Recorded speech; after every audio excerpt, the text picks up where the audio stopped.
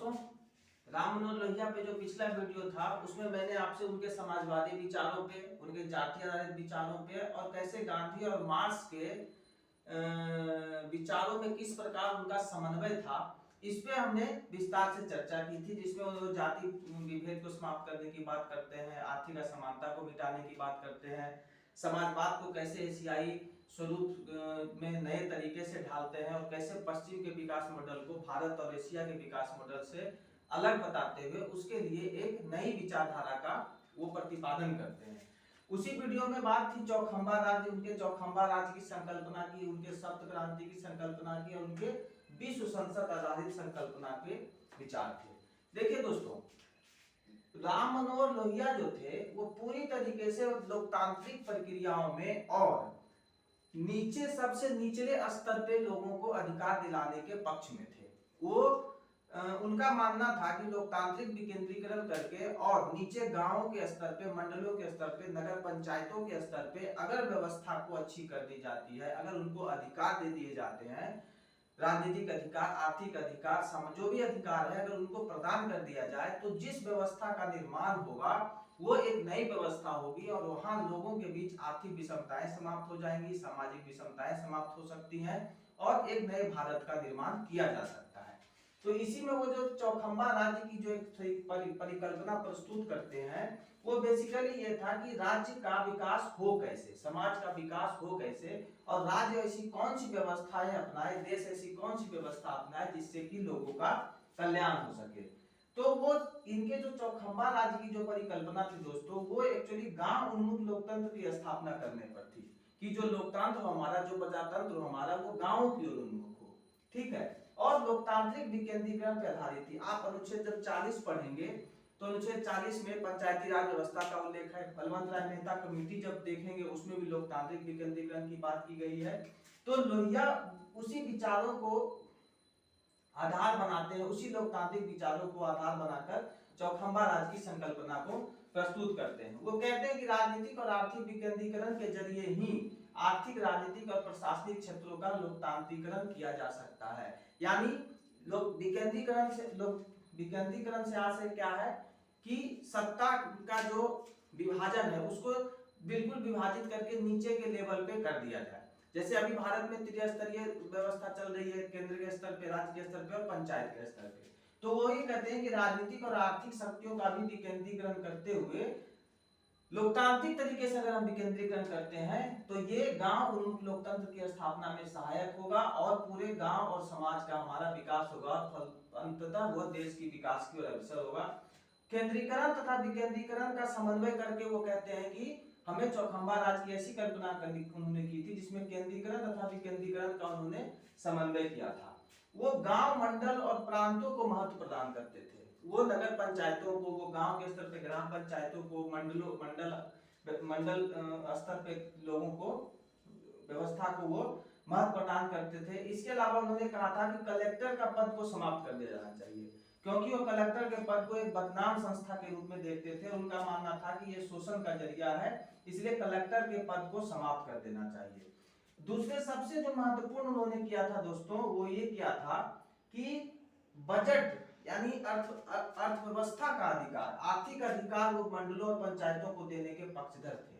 वो कहते थे कि राज्य जो व्यय करेगा तो उस व्यय का 1/4 भाग मंडल या नगर पंचायत से होना चाहिए। जो व्यय हो, आय और व्यय का जो विवरण हो या जो व्यय करता हो राज्य विकास पर, उसका 1/4 हिस्सा मंडल और नगर पंचायतों के माध्यम से व्यय होना चाहिए। इसका लाभ क्या होता है दोस्तों? देखिए, स्थानीय स्तर पे लोगों को समस्याओं की ज्यादा जानकारी होती है। स्थानीय स्तर पे प्रायोरिटीज तय करना आसान होता है कि भाई हमारी प्रायोरिटी किस क्षेत्र पे ज्यादा देनी चाहिए। हमें शिक्षा पे ज्यादा करना है खर्च, कि हमें स्वास्थ्य पे ज्यादा करना है खर्च, कि हमें अवसंरचना पे खर्च करना है, हमें सड़क बनाना है, कि हमें नाली बनानी है, कि हमें पानी की सुविधा करनी है। तो अगर व्यय का ये अधिकार मंडलों को, नगर पंचायतों को दे दिया जाए तो वो अपनी समस्या को जल्दी से आइडेंटिफाई करके और उस अपने हिस्से का व्यय उन क्षेत्रों पे कर सकते हैं। दूसरे, वो पुलिस व्यवस्था को भी मंडलों के अधीन करने की बात करते हैं। जिलाधीश का पद वो समाप्त करने की बात करते हैं और संपत्ति के राष्ट्रीयकरण कर सभी को मंडल के अधीन करने की बात करते हैं वो। तो दोस्तों के चौखंबा राज की परिकल्पना यही थी। आगे वो एक सप्त क्रांति की अवधारणा देते हैं। वस्तुतः यह अवधारणा उनके समाजवादी विचारों का ही आधार थी। उनके समाजवाद के निर्माण में इस सप्त क्रांति की अवधारणा का बहुत ही महत्व है। सप्त क्रांति की अवधारणा उन्होंने समाज में विभिन्न प्रकार के जो विभेद मौजूद थे, जो विषमताएं मौजूद थे, उसको देखते हुए उन्होंने अपने इस सप्त क्रांति की अवधारणा को सामने रखा था। वो निरंकुश, पहली बात तो यह था कि वो निरंकुश शासन का विरोध करते थे दोस्तों, ठीक है। तो जो उनकी सप्त क्रांति की जो अवधारणा है, उसमें पहली अवधारणा थी कि स्त्री पुरुष समानता की स्वीकृति हो, ठीक है, स्त्री पुरुष समानता। आज भी आप देखेंगे कि समाज में सबको समान अवसर प्रदान किया जा रहा है, चाहे स्त्री हो या पुरुष हो, विभेद नहीं हो। हमारे संविधान में भी स्त्री पुरुष समानता की बात करता है कि धर्म, मूल, वंश, लिंग, जाति, जन्म स्थान और लिंग के आधार पर विभेद नहीं होगा। तो वो स्त्री पुरुष समानता की बात करते हैं अपने सप्त क्रांति में।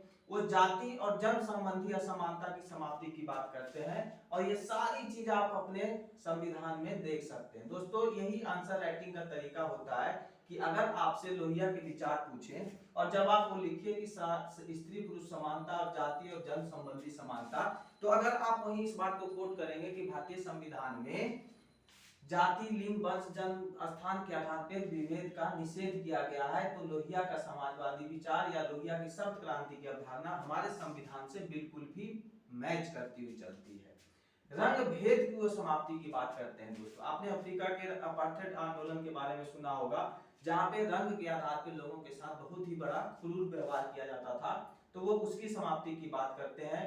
विदेशियों द्वारा दमन, चूंकि वो औपनिवेशिक शासन को देख चुके थे, औपनिवेशिक, तो वो लोग कहते हैं कि विदेशियों द्वारा किसी प्रकार की दमन ना हो, इसको समाप्त करते हैं। व्यक्तिगत संपत्ति पर आधारित असमानता का विरोध करते हैं। आपने जब उनके समाजवाद की अवधारणा को जब देखेंगे तो वो कहते हैं कि व्यक्तिगत संपत्ति को समाप्त करके समाज आर्थिक असमानता को समाप्त करके ही समाजवाद की स्थापना की जा सकती है। तो वहां वो अपने सप्त क्रांति में व्यक्तिगत संपत्ति पर आधारित असमानता का विरोध करते हैं। व्यक्तिगत अधिकारों के अतिक्रमण का भी विरोध करते हैं दोस्तों। उनके जब समाजवादी विचारों को आप जब पढ़ेंगे और उनके विचारों को जब पढ़ेंगे तो वो कहते हैं कि व्यक्ति के व्यक्तिगत और सामूहिक दोनों अधिकार का महत्व है। व्यक्तिगत अधिकार का मतलब यह है कि मैं अपने जीवन में क्या पहनूं, क्या खाऊं, क्या करूं, कहां जाऊं, कहां बैठूं, कहां सोऊं, इसका मुझे व्यक्तिगत अधिकार है। मैं किससे बात करूं, किस चीज को पसंद करूं, किसी को ना पसंद करूं, ये मेरा व्यक्तिगत अधिकार है। लेकिन समाज में रहने के कारण व्यक्ति के कुछ सामूहिक अधिकार भी होते हैं जो उसको कलेक्टिवली प्राप्त होते हैं। तो वो दोनों के समर्थक हैं और अपनी सप्त क्रांति के अवधारणा में कहते हैं कि व्यक्तिगत अधिकारों का अतिक्रमण नहीं होना चाहिए।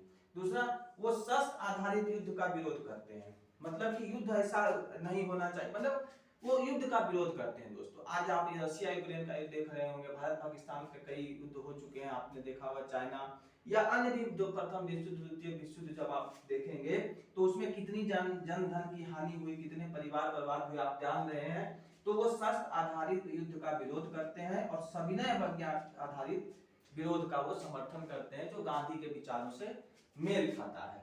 तो ये तो उनकी सप्त क्रांति और चौखंबा राज की अवधारणा है। इसके अलावा राम मनोहर लोहिया एक विश्व संसद के गठन की बात करते हैं दोस्तों। ये बहुत ही यूनिक कॉन्सेप्ट था उनका। वो विश्व संकट की, विश्व जैसे आज हमारा भारतीय संसद है, कई देशों के संसद है, तो शायद वो वैश्विक समस्याओं को सुलझाने के लिए एक वैश्विक संसद की अवधारणा रखते हैं, जिसमें शायद सभी देशों के प्रतिनिधि शामिल होते और वो वैश्विक समस्याओं को सुलझाने के लिए उस संसद का उपयोग करते, जो वयस्क मताधिकार पर आधारित होता।